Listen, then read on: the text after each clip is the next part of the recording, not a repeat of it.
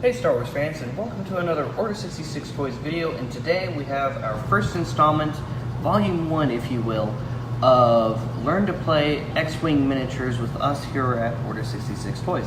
So, Josh and I are going to kind of go through the bare basics on this first video, the rough setup and what it really takes. We've been playing for the past month or so, just trying to learn it. What's up, Steve? Get it down as best as we can amongst ourselves before we start carrying it in our store, which is very soon, by the way. That's also where we're filming. We're filming in some of the empty space. It's getting ready for the remodel. The soon-to-be X-Wing section, and X-Wing, purses, backpacks, clothing. All kinds of cool things. Yeah. And then not only are we going to be doing that, but we're also going to start hosting game nights here at Order 66 Toys just for you guys who like to play X-Wing, Armada, and what have you. So, to start off, just so you guys know, we are by no means the absolute experts on this game. And we, like I said, we've been learning for the past month, and we've been having a lot of fun with it, but we're just going to start off by teaching you guys the basics. So for basically, what we've learned up to this point. So for setup, and if anybody is watching and you know more than we do, please comment. Yeah, let us know, because correct us if we get something wrong. We're learning as well. We're still learning. We, like I said, we don't know absolutely everything yet. We feel like we have a decent handle on the basics. Heather said you're coming off quiet on. Plus a little bit more. I thought I was talking pretty loudly. Yeah, I don't know. Anyway, to get right down to it, you're gonna need to start the game right out. You're gonna need some to get the. You have to build your squad. You got to build your squad, but you're gonna need a starter kit. You can kind of avoid it by maybe trading with some people or just finding online like the movement. Bring them out so we can take a look at them. The movement templates right here. Have all of them, well, all the ones for regular play. There's also some for epic, but that's going to be a different video entirely in the future. So for buying, the reason you need to buy a starter kit is because you need these templates right here. You need your firing rangefinder right here, and you need dice to play with. You cannot play without these items. What's the difference in the dice? So there are two types of dice here, and I believe the template actually only comes with 3 each. I mean the starter kit. You have attack dice, which are red. They have 4 sides on them. We are, Taylor. 4 different sides on them. There's blank for nothing. 4 different symbols, you mean? Well, there's not really symbol, but there's a blank. Well, you said face. 4 sides. There's more than 4 sides. There's a blank face, a hit face, a critical face. The critical is open, hit is regular. And we'll talk more about those in a minute. We'll get into that soon, here in a minute. And then for your defensive dice, you only have 3 different faces. There's blank, focus, and evade. So these are important. These are for basically combat, sometimes card abilities, which is another thing we'll get into in a different video entirely. We'll just cover the combat aspects of them. But in order to play the game at all, you can build whatever squad you want based off of the expansions. For example, buying a TIE Defender would be an expansion. Well, I think there's something, even before we get into that, we need to talk about the factions. There are a few different factions, and we'll get into that too. This is an expansion. One of these is an expansion. There are 2 different starter kits that you can buy. You can buy the original starter kit, which comes with 2 standard Imperial TIE fighters, 2 TIE/LN fighters, and 1 Rebel Alliance X-Wing, which is a T-65 X-Wing. The reason why I say that is because there are 2 different X-Wings for this game. Almost 3. Almost 3. Because the Headhunter. The Headhunter is a precursor to the X-Wing. Right. And then there's the second one, which comes with 2 First Order TIE fighters, which we have one right here, and a Resistance T-70 X-Wing. So The only difference between the starter kits. Let me see one of your TIE fighters so I can show the difference. The So only- the one on the left is Empire. The one on the left is Empire. The one on the right is First Order. And until 2.0 comes out, it doesn't really matter. They're technically part of the same faction currently. But as soon as 2.0 comes out, that's going to change. So, there are, right now, with just X-Wing miniatures, before the 2.0 stuff, there are 3 main factions. Unfortunately, for standard play, you can't really mix and match. I mean, I guess you could with friends if you really wanted to. But if you're going to participate in official games or tournaments, you can't mix and match. So you have a choice between the Empire, which encompasses all the Imperial vehicles, TIE fighters and whatnot. and the First Order. First Order vehicles. And then you have Rebel Alliance, which encompasses all the Rebel Alliance vehicles. Republic. And no Republic yet. Yeah. Oh, is it called Republic? I was just going to say Resistance. Well, there's Resistance, and then there is Republic ships. Arc 170 is Republic. Well, it's considered Rebel Alliance. It's like a refurbished one, basically. But it technically encompasses both Rebel Alliance and Resistance. And then the last faction and the third faction is called Scum and Villainy. That's all of your bounty hunters and pirates and things and whatnot. Now, That's where you'll find Zuckuss, Forlom, Dengar, IG-88, Boba Fett. sort of. That's what I was actually about to mention. So, just so you guys know, before you buy Slave 1 thinking you're going to throw it in there with your Scum and Villainy, you can't do it outright at first, because as he is sold as an Imperial vehicle with Imperial cards, tokens, plates, and things like that. But there is it's not really a conversion kit, and it's not really a starter kit either, but there is like a special 3-vehicle box set you can buy from Scum and Villainy that comes with cards that can make your Slave 1, and then there's like some Rebel vehicle into Scum and Villainy. So there are conversion cards for it. Oh, yeah, Y-Wing, right? But it starts out as The Countess and Mark still in Defenders, and the TIE Silencer. The Countess and Mark still in Defenders, and then the Silencer is the best Imperial list in my opinion. we'll have to take that into consideration. I got my Silencer right here. I actually use the Countess quite regularly for my Defender whenever I play with my Defenders. But for this one, we're doing base cards, bottom of the barrel basically, no special abilities on them, just the generic stuff, just for simplicity's sake of this first video.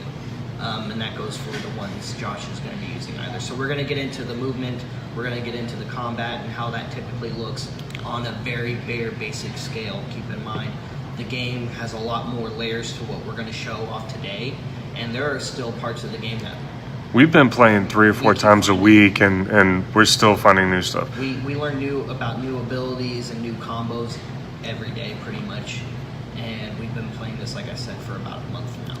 It's been a lot of fun though. So so let's take a look at some of this stuff. Okay. So this is one of the cards that you would have to pull out of your collection in order to use. So this card is for But we also need to go into what type of card this ship. So this is an Imperial card. Technically, it has the First Order logo, which all of mine will do, but it's Imperial for now. What you want to look at on these. So here's my squad. And those are pilot cards. These are called pilot cards. Down here, these are all very base pilot cards. But down here in this area, that's where the pilot ability would be. So what you have here, that's the pilot skill.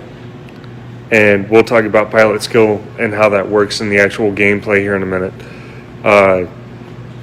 The red numbers are basically how many dice can they roll when they're attacking, right? The green is how many dice they can roll when they're defending. The yellow is what's their hull value. Hull.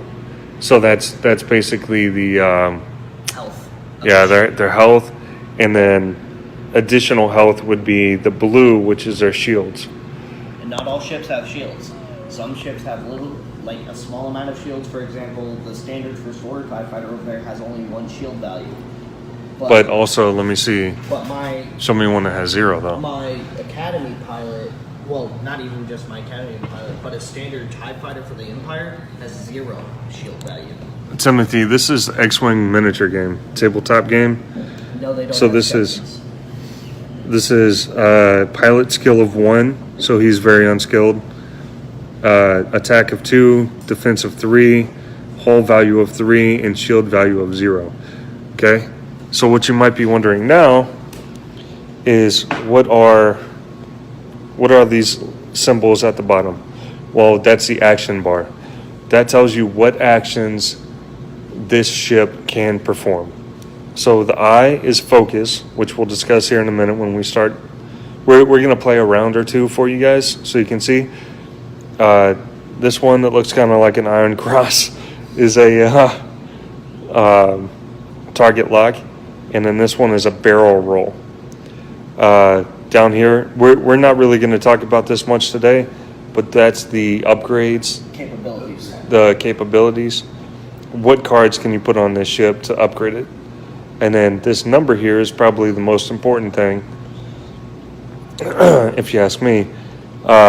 So when you're playing one-on-one, the standard takes about 2 hours to play if you're fairly evenly matched. The standard is a 100-point game. So what you're doing is you're taking all of these numbers, you're going to add them up, and that's how you're going to build your squad. You can't just take the most powerful ships and be like, okay, here's my team. No, you have 100 points. You have to use them sparingly, and it's difficult to balance everything out, wouldn't you say? And we've learned that through trial and error just by playing in the past month. When we first started playing the first couple times, Josh and I just did that the first time. We were like, oh man, this is the biggest, baddest ship. Let's use that, and this is what's going to rock it.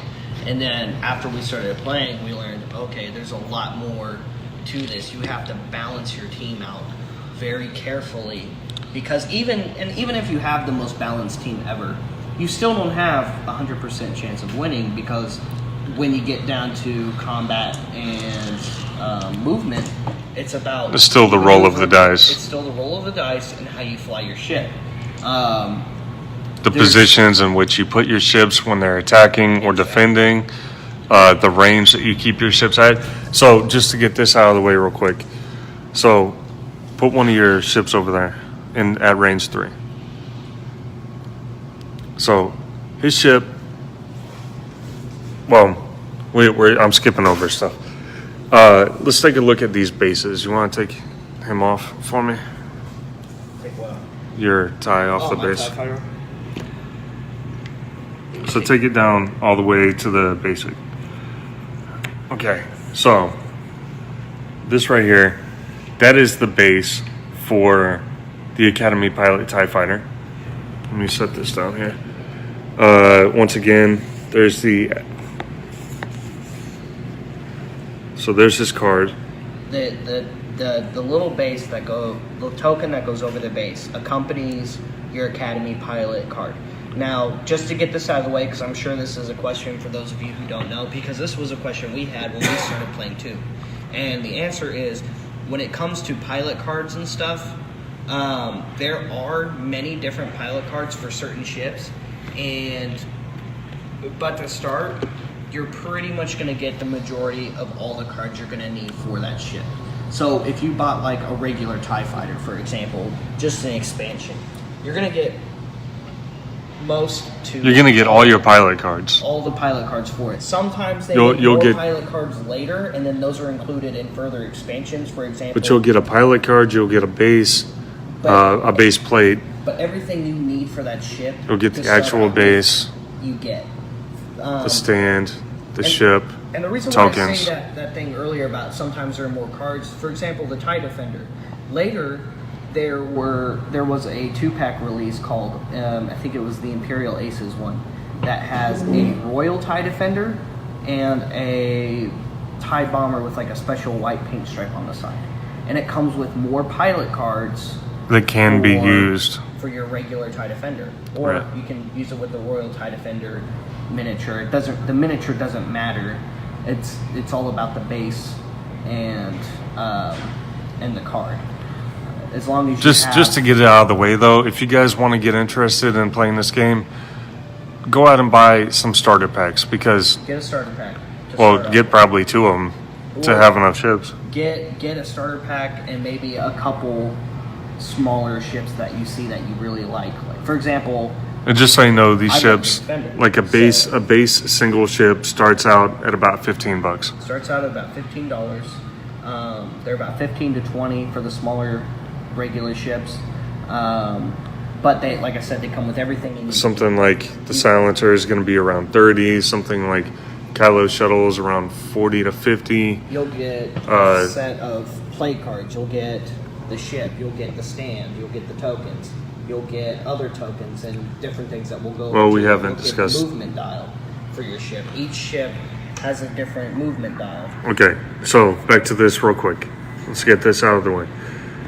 This is just the green lines. That's your firing arc. You can only shoot forward with a base TIE fighter, as opposed to the First Order TIE fighter. You can see he has a solid green line firing arc, and then he also has a backwards firing arc.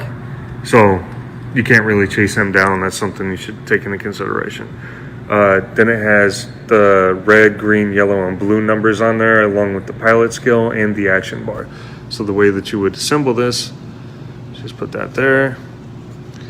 Make sure that that is facing... Wait, did you put it on backwards? Usually. Yep. On the base, you can see that forward-facing arrow. And there you go. So there you go. There's one.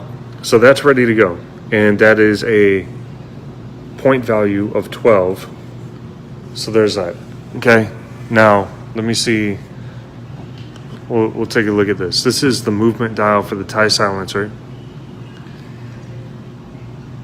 This is how they come. I don't like these. You can buy the upgrades. Upgrade movement dial is plastic instead of just cardboard pinned together. And this is much easier to move with, one hand or whatever you want to do. And you can see all of your options before you have to pick one. Let me see what are they called? Some of these. Let me see the 3s, because this has a bunch of 3s. Okay, so when you're moving, what is this? This is, it doesn't matter.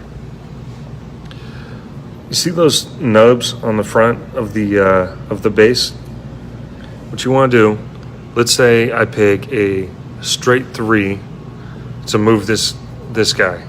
What you're gonna do is you're gonna stick that template right in between the nubs on the front. Those are called the guides. You're gonna move that forward, back it up to where it's supposed to be, and that is one complete movement. Yes. Hello. Bobby is crashing from lunch.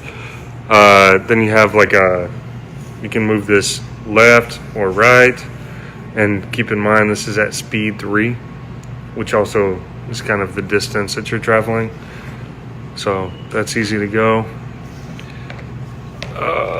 So you have... There are 5 speeds for any standard ship.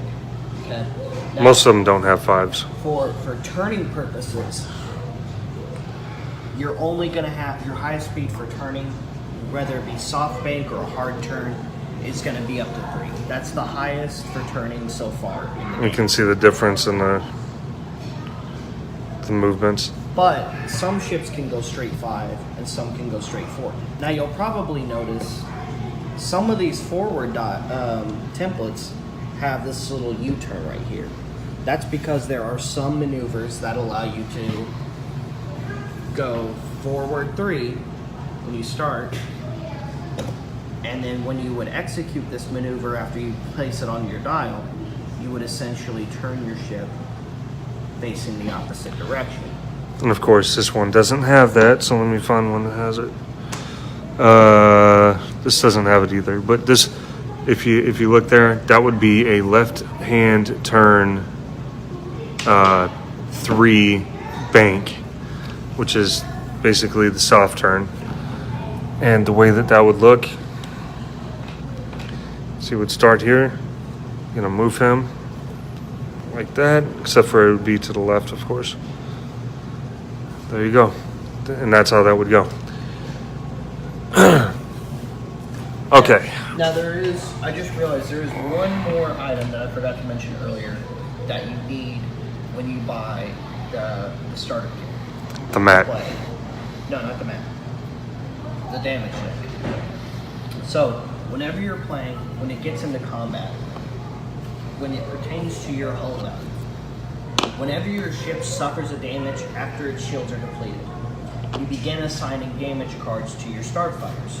So say, for example, my TIE Defender here has 0 shield, and my opponent rolls 2 critical damage, two standard damage, and a critical dice result. Two hits and a crit. And I rolled absolutely nothing to help me out here. So I rolled a focus result without any focus action, and I rolled 2 blanks. The way you would go about assigning your damage is you would draw from the top of the deck. You would draw your regular damage. You would get 2 damage cards face down next to you. And that just signifies that it's taken 2 damage. And then I would draw 1 damage card face up for the critical value. So what does this one say? And each critical damage is different. There are different effects and things that can happen to your ship. So this says immediately roll 1 attack die, so the red one, on a hit result, suffer 1 damage, then flip this card face down. Now, for the hull value of my defender, this wouldn't really matter much because this would mean since I have damage cards equal to the hull value, that means my TIE Defender has been destroyed. And that is how you determine destruction of the ship. The only other way to destroy a ship outright is if, when you're doing your movement, you end up a little bit over the edge or all the way over the edge with some way. If any portion of the base is over the edge of the map. It's a 3 foot by 3 foot map. So you should be able to stay on there pretty easily. And for the rules' sake, each game of X-Wing is supposed to take place on a 3 foot by 3 foot surface. So that's how you deal damage, and that's how you destroy a ship. Okay. So I think we covered all the other basics. Well, what would be next? Next would before you actually start the game, you have to find out who has the initiative. So how would we figure out initiative, Bobby? So with initiative, that is determined by point value. So remember how earlier for a basic game of X-Wing we said you have a point limit of 100 points typically. So that is determined by your initiative is determined by the overall points sum that you have, and whoever has the lower of the 2 point values gets initiative, meaning they get to specify who goes first. So 53, 60, 70. So I'm at 96 points.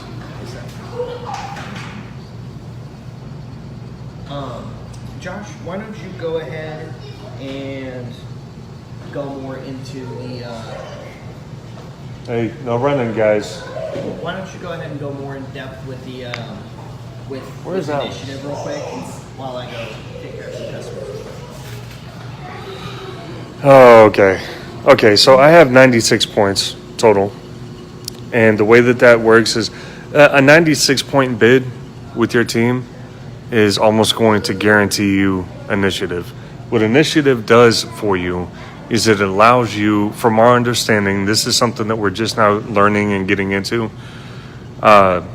it allows you to either go first or, yeah, wow, just getting started.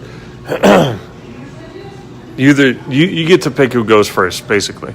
So what that means is, if I have this tie silencer at a pilot skill of 4, and my opponent has another ship, regardless what it is, at the same pilot skill, well, my initiative would allow me to move first if I chose to go first. We're not doing upgrades quite yet. That'll be another video, William. So I would choose to go first with my initiative. The way that movement, so after we go through place forces, step, and all that, which is basically, I'll put my stuff down, you put your stuff down. It's pretty simple. You place your forces. The way that movement would work is, you just pick whatever movement you want to use for the turn. So this is for my special forces. So that's this guy, regular first order TIE fighter, except for it has the red stripe. So it's, it's meant to be elite. Elite. Where did Bobby go? Dealing with kids. Bunch of kids in the store running around. It is a toy store. So, everybody on your squad would have to pick their movement, and then based on pilot skill, it's a bell curve. So, whoever has the lowest would move their ship first, and so everybody is moved. Like I said, if I have initiative and I have a 4, regardless what the number is, let's say we have 2 ships that are the same value, then I chose to go first, so I get to move my guy first, and then Bobby would get to move his guy. And then because it's a bell curve, it goes movement phase and then combat phase. And once again, because I have initiative, I would choose to go. I would use, well, what do I have? I have a 2, a 3, a 4, and a 4 as far as pilot skills. And Bobby has, what's he got over there? 1s and a 3, I believe. His decimator is a 3. So the first one to move would be Bobby's 1s. And because I don't have any 1s, he would get to move all 3 of his 2 TIE fighters and his TIE defender first. At which point, I would start moving. I would move my 2 first, and then my 3. It would be my 2 first because that's the order that goes in. And then I have a 3 and Bobby has a 3. So because of initiative, I would get to move him first. And then 4s, Bobby has no 4s, so I would move both of my 4s back to back. And then at that point, we go backwards. So it's good. Pilot skill is something important that you need to pay attention to. It basically allows you to go last, or the longer you get to see more stuff happen, the higher your pilot skill is. So if I need to be, even though my movement has already been picked, if I need to be in a certain range of one of Bobby's ships, and that's where he moved his TIE defender, well, I just moved my TIE silencer right into position to, perform an attack. Now, after you move each ship, what you're going to do is you're going to look at your action bar. Now, like I said, on this card, you have barrel roll, you have target lock, and you have focus. Where's Bobby at? Bobby, why don't you come over here and explain to us some of the actions, please? Sure.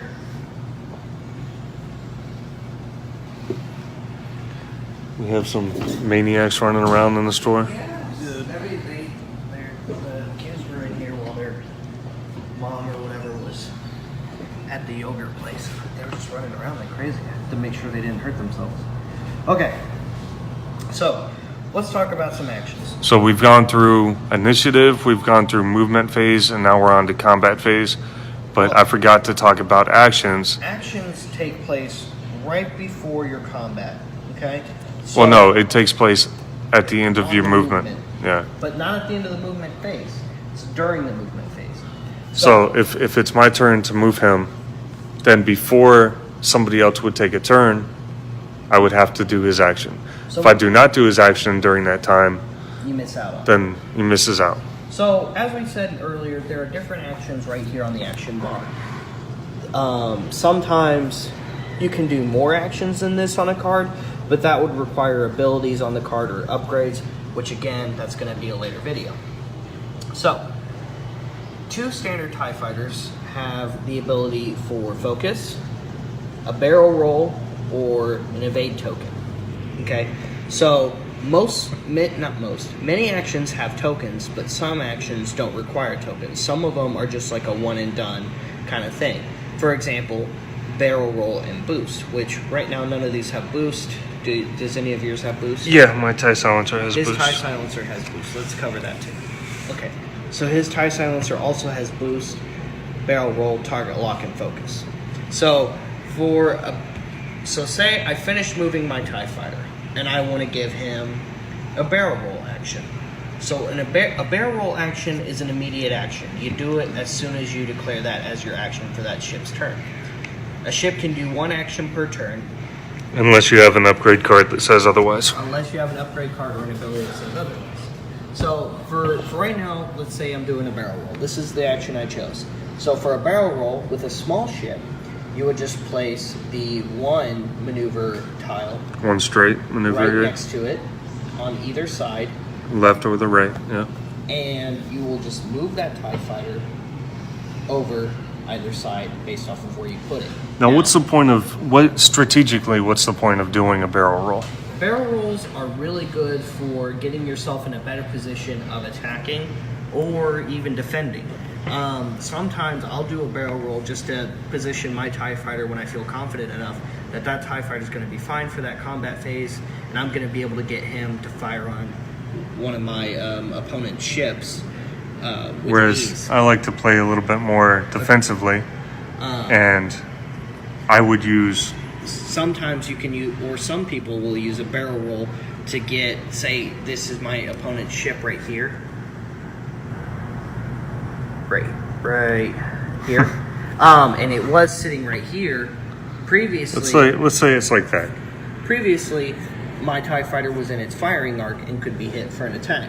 Now, my TIE fighter is well outside his firing arc, leaving my TIE fighter for an open attack on his defender. Where he cannot be attacked back. Where he basically. cannot be retaliatory. Is that a word? It is now. It's a word now. You know what else is a word? Stetson. You know what else is a word? Rancor. So that's how an action like that would work. For a boost action, however, let me see your silencer. Since my TIE fighter can't do boosts. So a boost action is another immediate action. And to my knowledge so far, these are the only 2 immediate actions that don't require a token. So for a boost, you get the option of going forward straight 1 or Left or right. To the left or right. And again, this is just another positional action. This is just to help you either get in to a better position of firing, which he has done to me in the past in the game, or again get out of the way of another firing arc to kind of regroup and recuperate yourself for a following turn. Those are, again, like I said, the 2 most immediate actions. Everything else basically requires a token. So the next basic action that is very commonly used is focus. Most ships, not Literally all of them except for 1. but most of the ships have the ability for a focus action. And what focus is focus can not only be used to affect dice results, but it can also be used towards card abilities or upgrade card abilities. But again, for this video, we're going to be doing it just for the sake of dice. So focus can change 2 different kinds of outcomes. Say you're rolling to attack. Just go ahead and roll. Okay, cool. So if I had in my action phase decided to use focus as my action, what you would do is you would place a focus token in proximity to the base of the ship that has it. That is the action for that turn for that ship. He has the ability to use focus. So say I'm attacking with my ship. I have rolled 2 focus results. So what then happens is both of my focus results, if I choose to spin that token, are changed to hits. Okay, let me see. Which means my green focus dice. token is now gone. Your hocus pocus, got it. Yes. Okay, so I'm going to roll my green defense dice. And by the way, as far as order of rolling dice, we found out that attack dice always roll first, Attack dice always roll first. and then defense dice can roll. So, You've rolled 2 of 8s. So say we were doing combat right now, even though I spent my focus token to change these, I still didn't end up hitting his ship because he still rolled 2 of 8s. but you don't have to use your focus token right then. You could wait and see, What your results are. Yes. and then decide whether you want to use it or not. But So in that case, for this scenario's sake, I spent it, then he rolled. okay. But if I rolled, there you go. If I also had a focus token, let's say, Let's say you have a focus token. You rolled 1 one evade, 1 of 8 and 2 focus results. so I could then spend my focus token. To change both of those results to an of 8. So now he has 3 of 8 results. So I ain't getting hit. It ain't happening. So a lot of that is sometimes the amount of dice you roll are also important, and those can also be subject to change.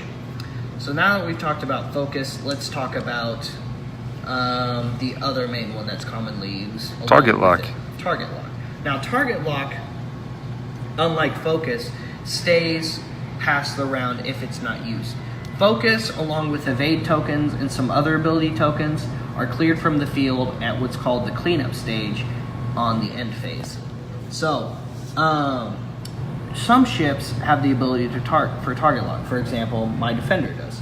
So in order to initiate target lock, the enemy ship you're target locking, and keep in mind, you're doing this right after you move your ship, even if they haven't moved theirs yet, it's still good to do it.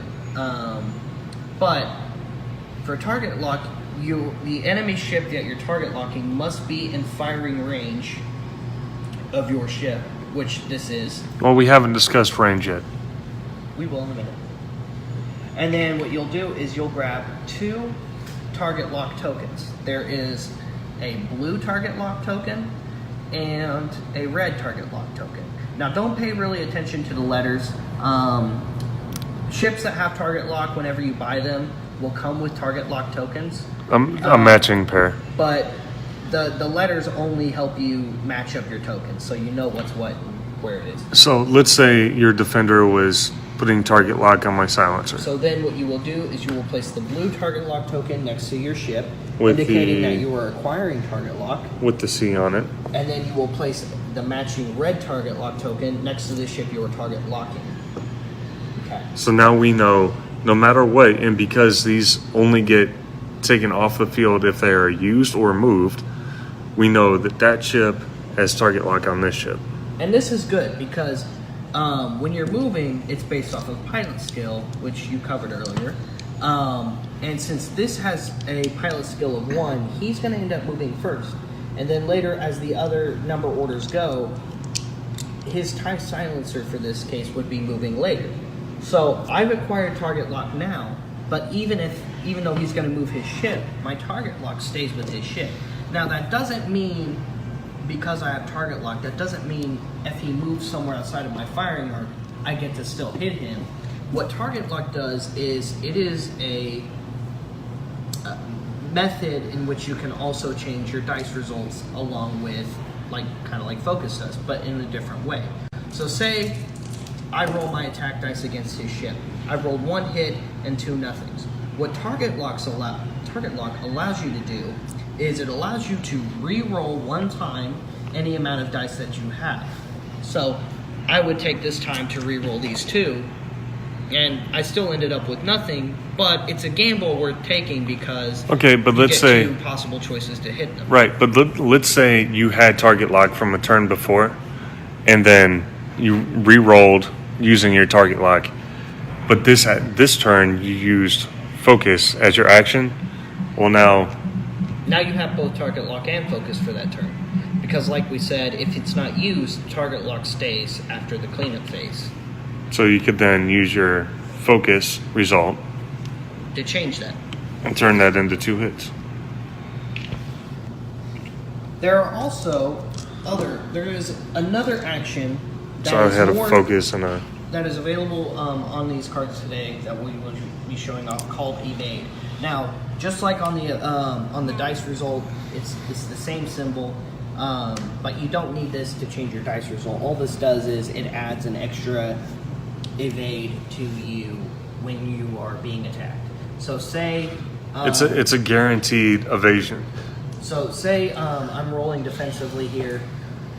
I've rolled 2 focus results and nothing. Say they roll 1 hit.